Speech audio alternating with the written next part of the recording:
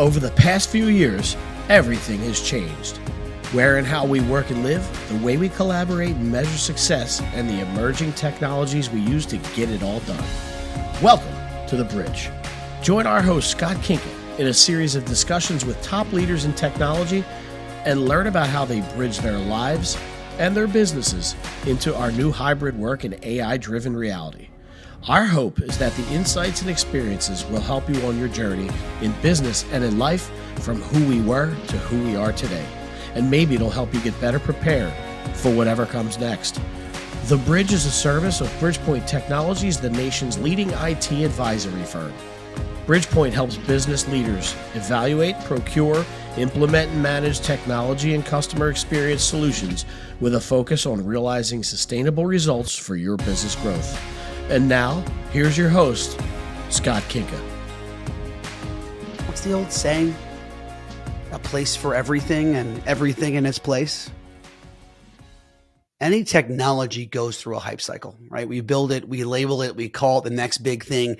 Everybody scrambles to it and it becomes the only thing that we do until it's not. Eventually, we realize what belongs where. Ultimately, we settle into our new reality and we probably fall into the next hype cycle. The label of the day is hybrid and then applies to workloads and people. Maybe we don't need labels, though. We just need to put things and people in a position to be most effective. Isn't that why we got into technology in the first place? My guest on the bridge this week is Jason Carolan. He's the CIO of Flexential. He's a recovering CTO like me.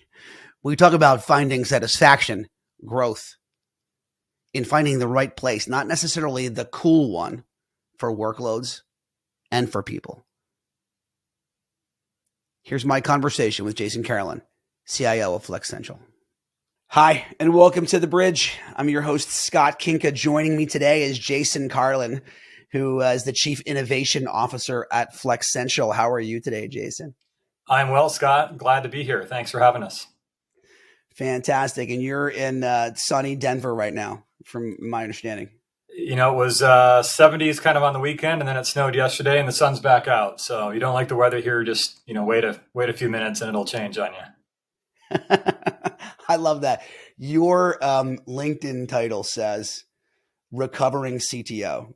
And not only is it the only time that I've seen that in someone's LinkedIn post, but I've actually used it to describe myself. I've done my CTO tour duty as well. But before we jump into who's Jason and talk about Flexential, can you explain recovering CTO for me?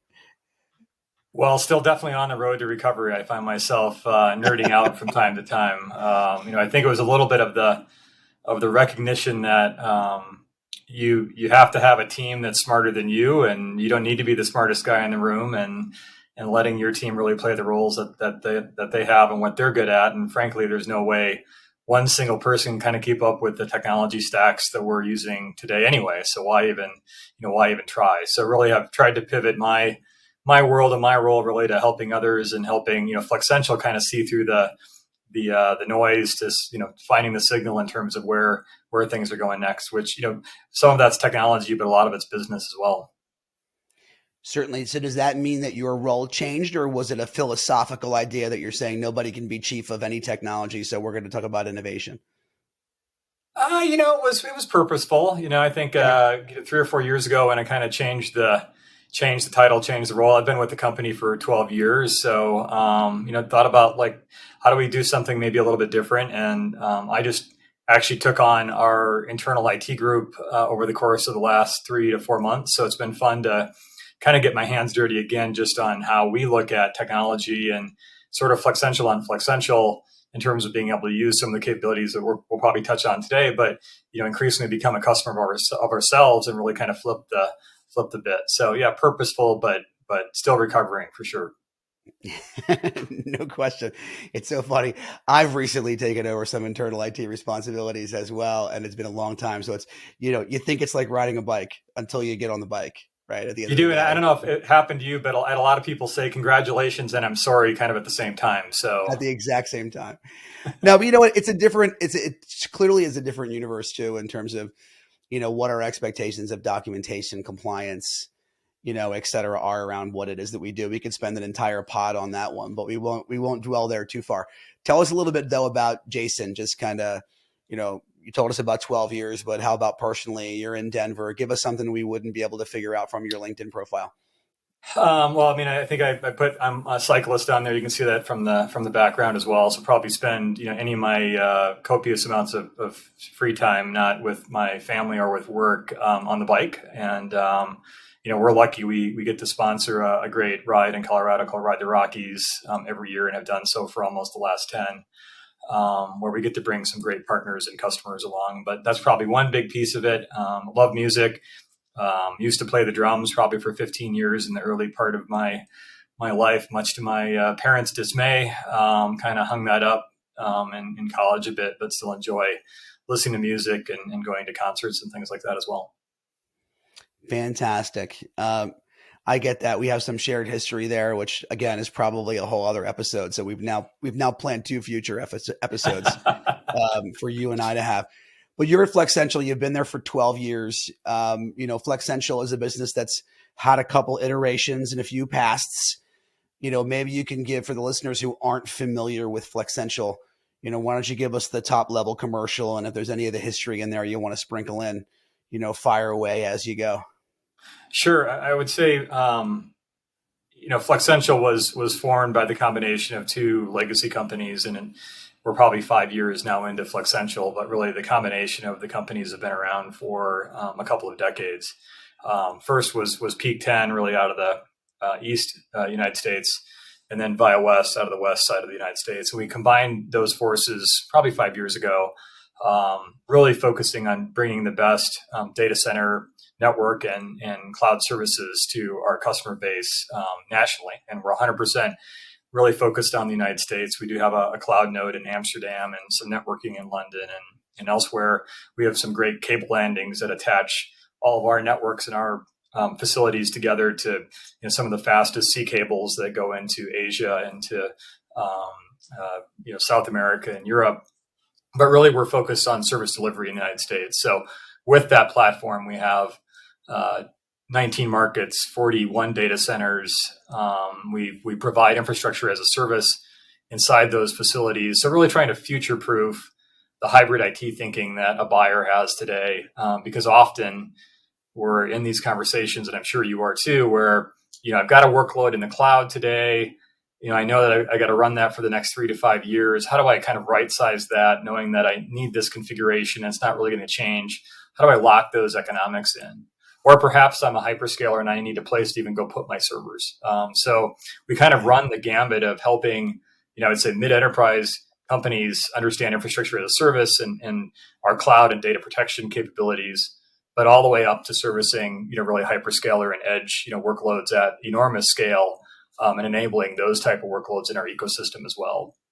Got it. So you're doing managed services all the way out to the hyperscale then as well. Yes, absolutely. And the cornerstone of this is the network, right? And I know we'll get onto this later, but the network is really what brings this all together for us. So 6 or 7 years ago, we started building out our own network that brings all of our data centers together. And in a lot of big metros like Dallas or Denver, Atlanta, Portland, we have more than one data center. And so we bring all those data centers together with our own dark fiber ring, connect all those rings together nationally. So if you're in one of our facilities, you kind of have automated disaster recovery or even active configuration access to any of the portfolio.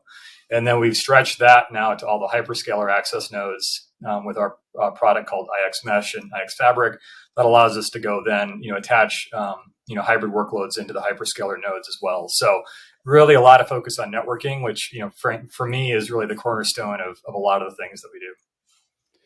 Fantastic. And there's a lot there, right, for us to unpack. We'll sneak back into hyperscale in a little bit because that's certainly interesting and really understanding how, at the end of the day, we're in a significant conversion of the way we've thought about, not just cloud, but work, not just, work, but offices. I mean, every one of these episodes ends up getting to, the point of the company saying it's sort of like the dawn of time, right? It's pre-COVID, post-COVID, right? Yeah. It's BCAD, right? In terms of the way we think about our product offerings. Well, I get the, kind of where the core is. Let's focus on that a little bit. I mean, the conversations that you are having with your clients today have to be wildly different than they were in 2019, early 2020. In what ways? Yeah, certainly. I think it was Sedella that mentioned that the COVID sort of drove this tremendous change, and I think there's stats out there from IDC and others that have indicated over the last couple of years we've gone from digital transformation thinking to really digital first thinking, or enterprises now spend more money on digital technology than they do on really anything else, from a analog or mechanical side of things, which I think is all true, and we would all probably agree with that. What I would say it has done is it changes, whether it's e-commerce, it changes our, a lot of our human interactions. We're doing this medium a lot more than we probably did in the past. I would say that hasn't slowed down. I think, just looking at here, it's a Wednesday. I've got a lot of people in the office, but we're very much in hybrid work, still. And we've always been pretty hybrid anyway, just because we have so many different locations across the U.S. and supporting those. But I think at some level, this technology has gotten better where, we can go spin this up and we feel confident that we can go actually have conversations, a little bit easier than we did in the past, where we had to go type in a bunch of numbers on a phone to get a bridge to work. Yeah. So I think that's been a big change. I think, thinking back kind of 18, 19, there was this cloud. You don't get fired for going into the cloud unless you get fired, because sometimes it doesn't work well. Sort of this cloud first or cloud only mentality. And, I do think that, as we help customers every single day, as well as your team, there isn't one answer at this point. There's different technology solutions and different workload placement decisions and different concepts of why you want to use colocation or private cloud or public cloud. And I think there's a lot of buyers out there still trying to grapple with what's the right formula for that, because it isn't one size fits all. Even though I think some of our vendors and partners, may even say, well, Azure is the answer, and not just picking on them. But ultimately, whether it's edge, whether it's IoT, whether it's dealing with lower latency applications, scale, data lakes, AI. I mean, all of those things have different attributes that really start to drive the placement decisions, above and beyond the economics, which often is the one of the focal points. Well, it's interesting. We spent years, decades maybe, or at least a decade, trying to get people into the idea that, OpEx was a better way to go about this. And then we swung all the way to the other end of this. And this isn't everyone. I mean, this isn't exclusive to just, scale computing. You could say this in communications. You can say it in collaboration. Yep. You can say it in contact centers. I mean, we kind of drove all that way, and we're settling back, into maybe the right tool for the right, for the right tool for the right job, I think is probably the way to look at it. Does that dominate the conversations that you are having at the customer level now as it relates to data center? Or I think so. I mean, I think traditional data center convos. We define kind of our ideal customer profile, and I would say 90% of those conversations are right, just what we had, which is I've got a bunch of brand new applications that I need to get out the door really, really quickly. I'm not entirely sure how they're going to be used, or what how they're going to be used, where they're going to be used. Need to move quickly, enable the developers to go do their jobs. But then I want to eventually go right size that into something that I can lock in the economics. I can lock in the network cost structure. I can lock in performance. I'm not, dialing that up and dialing that down in ways that I don't understand. I think on 90% of those buyers, and I run our customer advisory council as well, and I'm always kind of shocked every touch point we have with them, which we do kind of 3 times a year, how much they want to talk about this, which means it's still kind of in their core conversations within their IT organizations and their business units on what is the right way to solve for that formula. Back to, there is no right answer. I think you can brute force a lot of this one way or the other, and maybe that is good and bad for the time. But we're seeing a lot of companies that as they scale extreme IO apps and want to go lock in those economics, colocation really is the best formula for that, which I think frankly surprises a lot of people because they're like, wow, I thought colo was dead. Well, the fact of the matter is we can't build colo fast enough because ultimately clouds and applications need to live somewhere, and increasingly they're becoming way more latency sensitive than they were in the past, frankly because of the network, the situation that we're in and the way we consume this technology today. Yeah, I mean, you mentioned a technical reason, let's say, right, to consider a workload that makes sense in colo, and the IT team kind of trying to figure out where that line is. How much of that are you seeing sort of the current macroeconomic environment driving a little bit of that as well, where it was like, hey, it was okay to throw it into OpEx before until it wasn't, if you know what I mean? And now we're sort of looking at it like, geez, can we be on the drink forever for an application that maybe doesn't require scalability? Certainly it has pace for deployment. It's flexible. It's easy. I don't have to go through PO processes and wait for supply chain. But, at the end of the day, this just doesn't belong there. Are economics driving that conversation often? Yeah, I mean, I think definitely.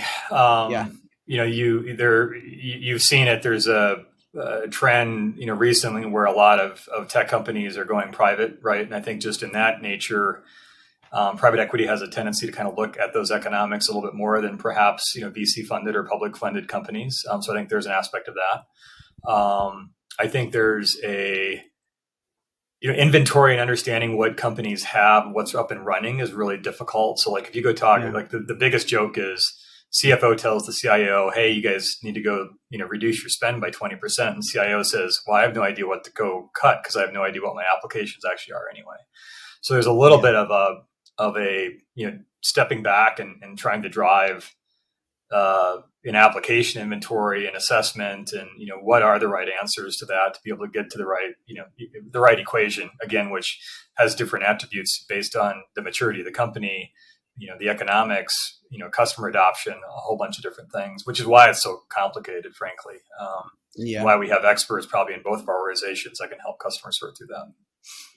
Yeah, unquestionably. I mean, I think the other thing that we see from time to time, I'm curious your thoughts on this, is you mentioned development as one of those audiences a couple of minutes ago. I made a mental note, kind of put that in there, right? And while every application they build might not require like elasticity in the way we would historically define that, the ability to spin up, spin down, build out test machines, do that kind of work is certainly highly flexible and really important to them at the beginning of the application creation. Do you find though that there's this like reverse retrofitting right now going on in repatriation? Like, in other words, 4 years ago, it was all about infrastructure as code, right? It was about containerization and then infrastructure as code.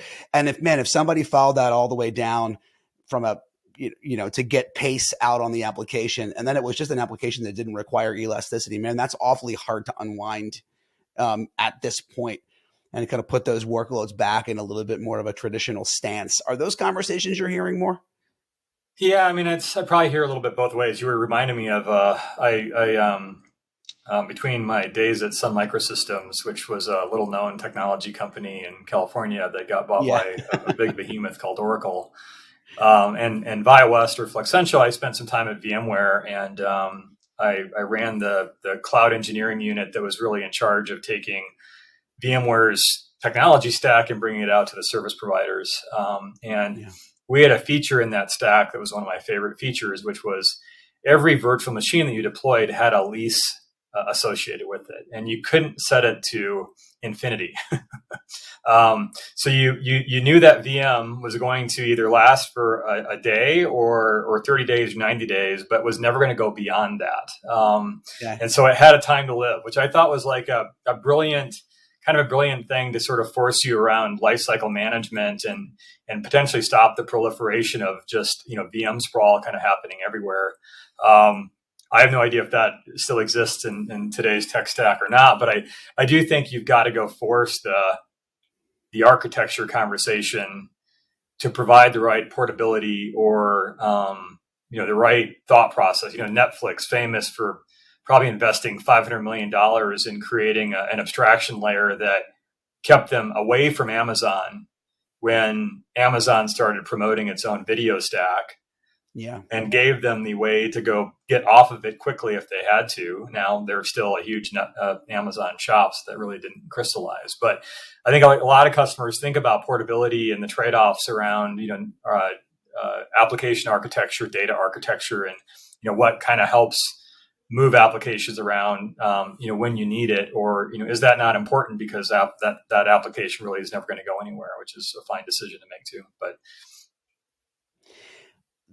interesting way of thinking about that. You're talking about, let's assume the future is hybrid, right? I mean, I think we all know that, right? People are, any technology goes through a hype cycle, and then we scramble to it, and it becomes the only thing that we do until it's not. And then we realize what belongs where, and ultimately we settle into our new reality. And it seems like a lot of the conversations that you're having are around that reality, what workload goes where. I guess that's where the statement that you made earlier about the network asset and the kind of control plane and what IX mesh is really important, right? I mean, that now now we assume that we have workloads everywhere else.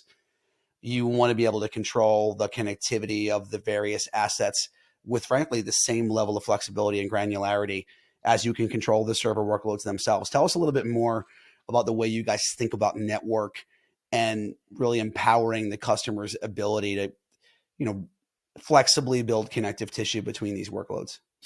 Yeah, I mean, and I think it's important to, workloads could be, my laptop, right? Which, increasingly we're spending a lot of our branch office is the branch office of one that happens to be right here. There's, IoT and increasingly manufacturing and industrial use cases where, IoT, LiDAR, video playing enormous roles in quality control and safety and standards. So those branch offices have gotten more complicated in the type of technology you have to go deploy there to go make real-time decision making.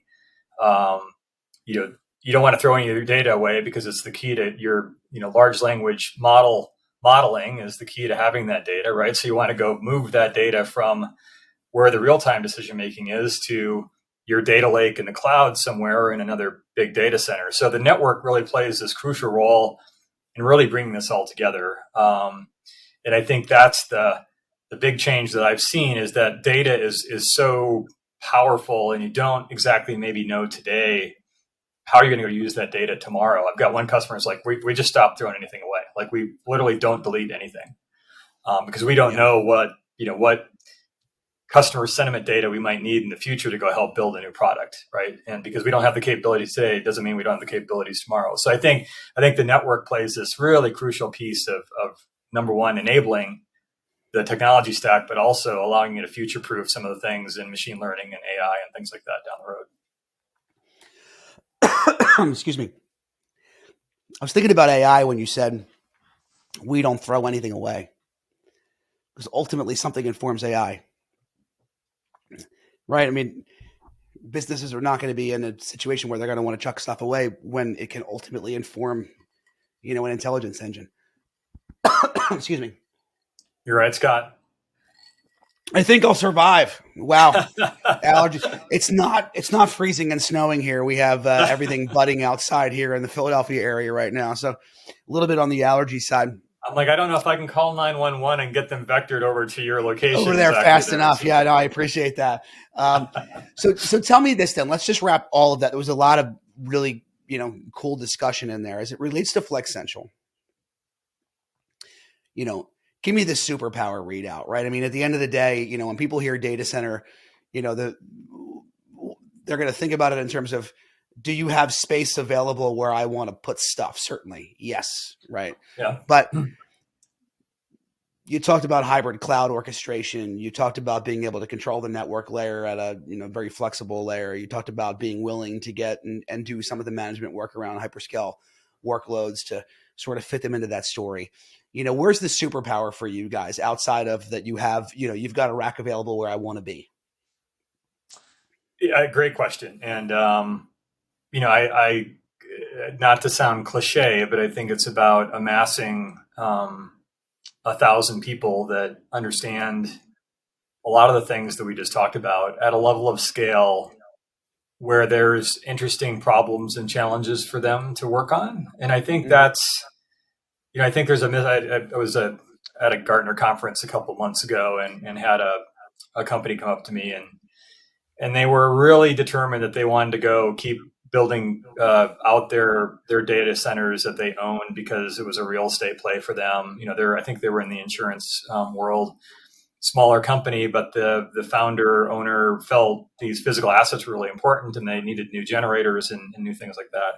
I had just come off a stint of visiting a bunch of the power companies, within our markets, talking about supply chain and what they're seeing on generation or transmission. They're dealing with a lot of the same challenges anybody in our industry has around getting generation equipment and chips and all that stuff comes together. The fact that I've got, 300, 400 people that wake up every single day and just think about the data center and the data center technology piece. And my joke is always I grew up and my dad owned a construction company. I wanted to be as far from construction as I possibly could. Well, the real answer is Flexential has a lot of solid construction people because our data centers have to be built to, withstand time, the environment, which is increasingly, an interesting area of change, dynamics and power and what's going on there, clean energy and its push, to our customers and to our ecosystem. And that's just that part of the business. And then, having a good couple hundred people that really understand hardcore carrier grade networking is another skill set that you just can't go find, really anywhere. And then finally, our managed services and our cloud team that really understand kind of how everything else works from an infrastructure as a service, bringing that together into this, 1,000-person company, I think is the superpower, because at the end of the day, we can go build great automation and use Chat GPT to go do great stuff. But it's the humans that are solving problems to make things better and more resilient and provide the services that our customers want every single day. Yeah. It's funny. I mean, this keeps coming up on various episodes. The more we develop technologies to make things easier on people, the more we need them, right? To power the engines. It sounds crazy, but I mean, AI is not coming for anybody anytime soon, at the end of the day, because you still have to ask it for something. You have to train it. And you have to tell it when it's wrong, because it's actually wrong more often than you would think. So, I mean, that's the challenge. I had somebody ask me, like, artificial intelligence. They're like, when's artificial intelligence going to be, fully intelligent? When's it going to be, self-aware? And I'm like, well, the singularity is a different conversation. But, the very use of the word artificial in front of intelligence implies that its mission isn't to become intelligent. Yeah. Right? Yeah. In the same way, right? It's still going to be, it's not artificial humanity, it's artificial intelligence, right? At the end of the day. Yeah. I think the singularity is still pretty far off. So yeah. Yep. I think that we're there, but while we're on something like that related to the singularity, I'm going to ask you, we're going to have some fun. Give me a shameless prediction, 18 to 24 months, not necessarily about Flexential per se, but it can certainly be about the industry or technology or your favorite sports team. Doesn't matter to me. Put your prognosticator hat on.